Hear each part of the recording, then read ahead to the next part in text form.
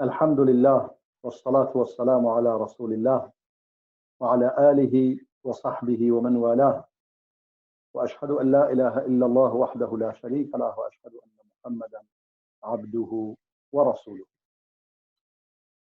خدمت دوستان عزیز و گرامی، علاقمند و تجوید، عرض سلام و ادب دارم. در خدمت شما هستیم با ادامه درس تجوید تصویری که ما در بخشای گذشته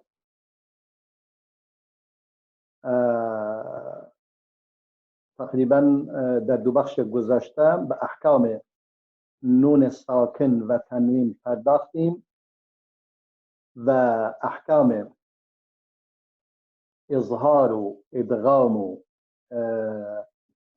قلب و اخفا را بیان نمودیم. اما در اینجا چند یادآوری کوتاه در این مورد. یکی این که انسان وقتی که میخواهد اخفا کند، هنگام اخفا چگونه باید، یعنی زبان انسان باید در چه حالتی قرار بگیرد. مثلا وقتی که میخواهی مثلا اخفا کنید، میگه آماده شدن دهان بر مخرج حرف بعدی. دیگه ما نون ساکن داریم و تنوین. بعد از نون چه حرفی بعد از آن وجود داره؟ مثلا فرض کنیم ف وجود داره، میگیم انفسیکم. چون کجا فا تلفظ می شود؟ دهان آماده می شود برای تلفظ ف. انفسیکم، انفسیکم. به این صورت. و همزمان با آن یک غنه کاملی وجود دارد، کاملة الطول، یعنی غنه کامل از بینی بالاخره خارج می شود. مثلا اینجا را بگیریم، دیگه صدا قد میشه. انفسیکم، این دیگه غنه از این حالت این صدا. نگاه کن چجوری میشه اخفای نون هنگام مثلا که. حالا مثلا ما بیاییم مثال نون همراه با ت. من تفاوت، من، این مثال نون ساکن بعد از آن ت اومد. من تفاوت. نگاه کن به این صورت اخفای نون هنگام ت یا هنگام دال. مثلا مثالی برای دال، من دون الله، من دون الله كأسا دهاقا، كأسا دهاقا. مثلا نگاه میکنید دقیقا بعد از تنوین یعنی دهان آماده میشه برای تلفظ دال. من دونی كأسا دهاقا. به این صورت نگاه کن، اینجا دهان آماده می شود و غنم از اینجا، این صدا، این علامت برای غنه هست.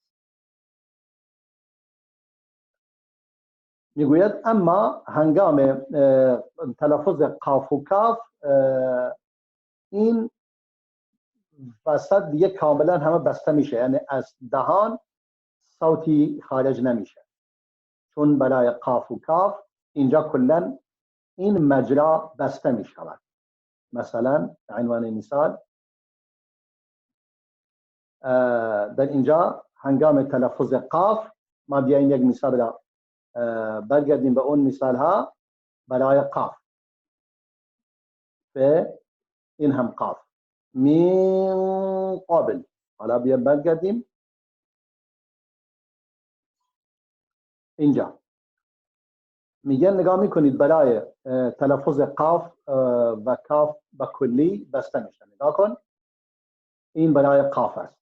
هنگام تلفظ قاف من قابل، من قابل. نگاه کن زبان بالا میاد و اینجا مجرای حلق به سمت زبان دیگه کلا بسته میشه، چون قاف صفت استعلا هم دارد، زبان بالا می رود برای تلفظ آن. من قابل و دهان و زبان آماده تلفظ قاف می شود. من قابل. یا مثلا برای کاف، و کاف هم با این صورت تقریبا مجرا را می بندد. نگاه کن. منکم منکم منکم. نگاه کن در این قسمت ته حلق نگاه کن دیگه مجرایی وجود ندارد که از اونجا چیزی بیاد، کلا صدا از اینجا خارج. منکم از بینی. این یک یادآوری در این مورد. و یک یادآوری دیگر، اون حروفی که یعنی نون ساکن اگر حروفی بعد از آن بیاید که حروف مفخم باشد، نون هم مفخم می شود، یعنی نون بزرگ تلفظ می شود. مثلا صاد که یک حرفی بزرگ و مفخم، نون هم اینجوری میشه، مثل منصورا منصورا بریح صرصر صرصر مثلا عن طبق. اما وقتی که نون اون حرف مرققی باشد، نازکی باشد، نون هم نازک است. الانسان، چون سین رقیق است، نون هم رقیق. خمسة سادسهم، چون سین رقیق است، تنوین هم رقیق.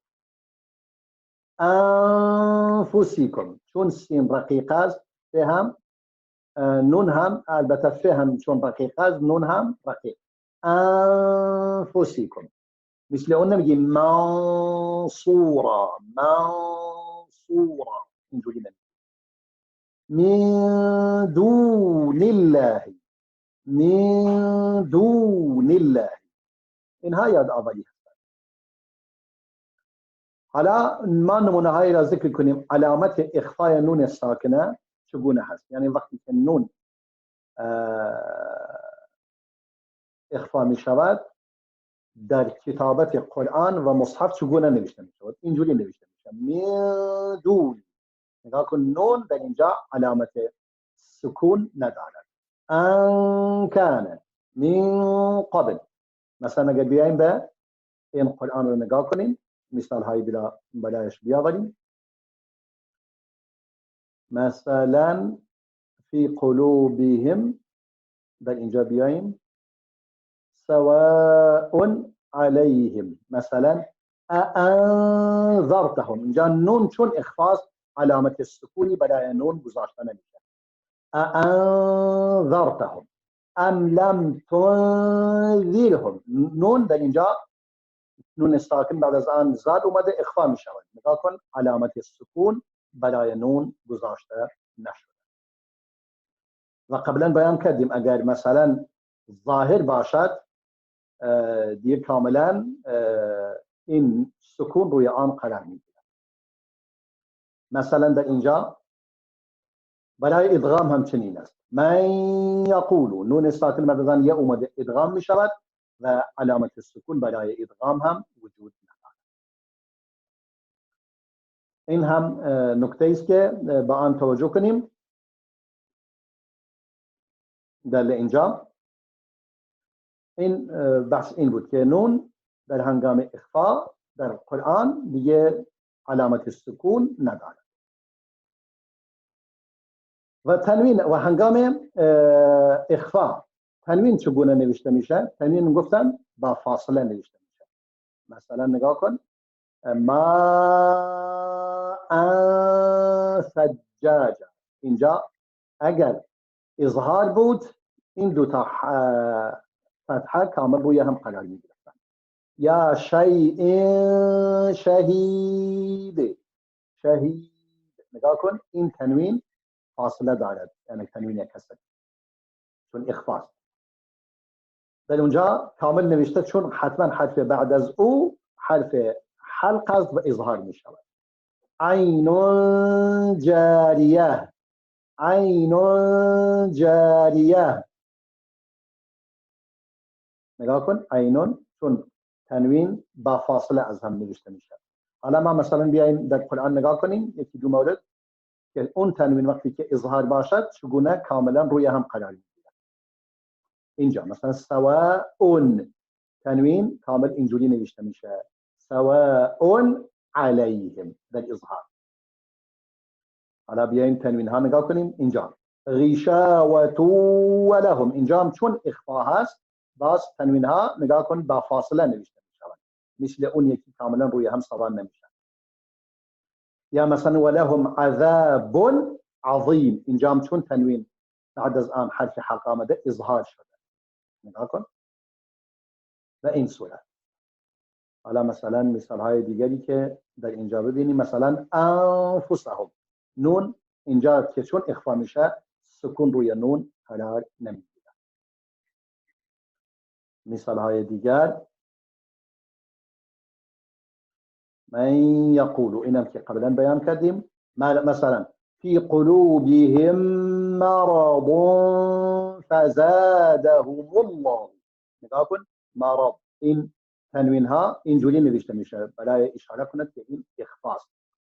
مرض فزاد، یا مثلا مرضا ولهم، در هنگام ادغام هم دقیقا تنوین مثل یعنی در حالت اخفا و در حالت ادغام تنوین ها مثل هم نوشته میشوند. تنها در حالت اظهار است مثل عذاب علیم، اینجوری تنوین روی هم کامل قرار میگیرند. حالا مثلا تنوین نصب را پیدا کنیم در این آیات. تنوین مثلا این باز برای اخفا تنوین چی هست؟ تنوین نصب باز چون اخفا می شود نارا فلما. اینم را بگویم در هنگام قلب صم بکمون، تنوین بعد از آن بیاید تبدیل می شود به میم، صم بکمون. اون بکمون در اینجا چون عین بعد از اون اومده باز تنوین اینجوری ظاهر می شود. عمیون فهم، عمیون اخفاست، نگاه کن تنوین چگونه. او كصيب من السماء، اینم ادغام اما تنوین با فاصله از هم نوشته می شوند. ظلمات و رعد و برق یجعلون، اینا همه ادغام هستند و نگاه کن تنوین ها چگونه نوشته می شوند با فاصله، مثل هم روی هم سوار نمی شوند. محیط بالکافرین، اینها علامت هایی هستند. حالا ببینیم مثلا فراشا، این مثلا جعل لكم الارض فراشا والسماء، اینم تنوینها با فاصله. قدیر یا با فاصله. ماء فاخرج، اخفاء با فاصله نوشته می شوند. اندادا و انتم، نگاه کن با فاصله، و انتم نون چون اخفا می شود سکون ندارد. بصورت من مثله، اینجا تنوین بعد از آن میم اومده دغم می شود باز با فاصله. من مثله، اینجا نون ساکن بعد از آن میم اومده که دغم می شود باز نون سکون روی آن قرار نمی گیرد. اینها مواردی هستند که برای یادآوری که انسان متوجه شود. مطهرتون، حالا از اونایی که اظهار می شوند. امواتا، حالا مثلا چند مورد دیگری. جاعلون فی الارض، اونم اخفاء با فاصله. خلیفتا قالو، اینجا تنوین ها اینجوری نوشته می شوند. انت العلیم الحکیم، این نیست. به هر صورت دیگه ما مثال های زیادی را این نیست مثلا خوب شد. و کلا منها، من اینم که چون اظهار می شود سکون کاملا روی آن نوشته می شود. من ها اخفا اظهار می شود. رغدن، این هم رغدن تنوین کامل روی هم قرار می گیرد چون بعد از آن حرف ح آمده. و کلا منها رغدن حیث شئتما. نگاه کن، به این صورت نوشته می شود. اینم به صورت دیگه قضیه روشن شد. مثلا متاع الی حین، این هم اظهار می شود، به این صورت نوشته می شود. خوف علیهم اظهار می شود، کاملا تنوین اینجوری نوشته می شود، تنوین رفع. بله، اینها مواردی بودند که به عنوان یاد آوری. و اکنون این اشتباهات که دیگه ما اینو نیازی نیست. الان به بحث ازمینه غنن، یعنی ما غنه داریم و زمانی که به چه اندازه این غنه باید طول به آن داده شود تقریبا 4 مرتبه دارد، یعنی به 4 قسمت تقسیم می شود. مرتبه اول مثلا اکمل، یعنی کامل ترین نوع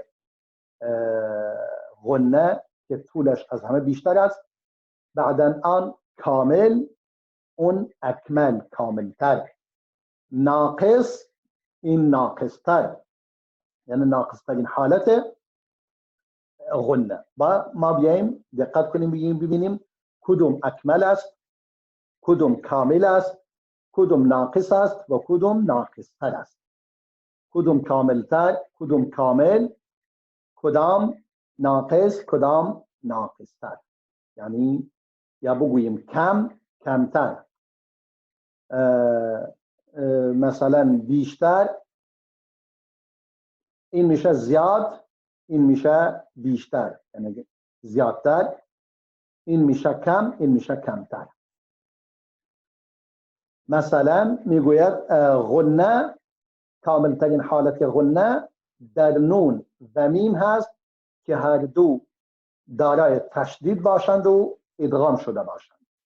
مثلا مانند ولكن الله، ولكن، نگاه کن این غنه، ولكن الله، این اگر دینی را بگیرید دیگه صدا بیرون نمیاد. ولكن الله سلم، سلم به اندازه 2 حرکت حداقل به آن روی آن مکس.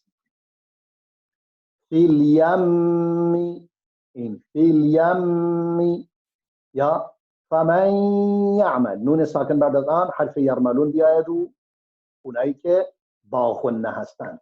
ما بدون غنه داریم 4 تا با غنه، 2 تا بدون غنه. لام ر بدون غنه، یمونه، یوم و نون با غنه.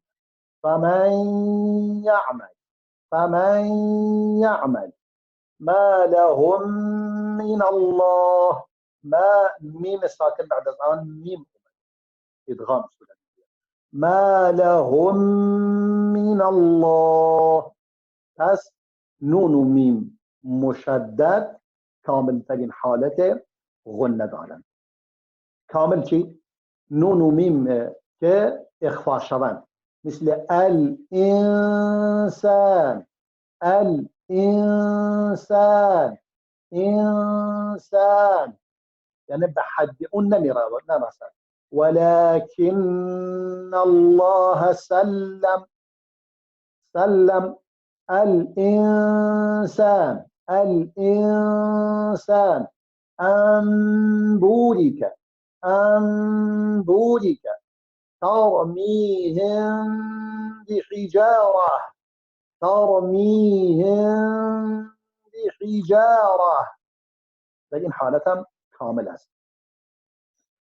ولی در اینجا ناقص است. مثلا سمیع علیم، یک ذره، یک ذره غنه وجود دارد، چون دیگه سریع باید اظهار بشه دیگه فاصله ندارد. سمیع علیم ناقص است. انعمت، چون در اینجا اینا اظهار می شوند. سمیع علیم اینجوری نوشته میشه تمین. انعمت اظهار می شود اون هم غنهش خیلی کمه. انعمت، انعمت یه ذره غنه داره میاد بیرون ولی زیاد طول نمیکشه. انعمت. هم فيها اظهار میشود. هم فيها، هم فيها میم ساکن نادران این که آمده اظهار میشود. از این کمتر نون و میمی که دارای حرکت باشند. وقتی که دارای سکون هستند هنوز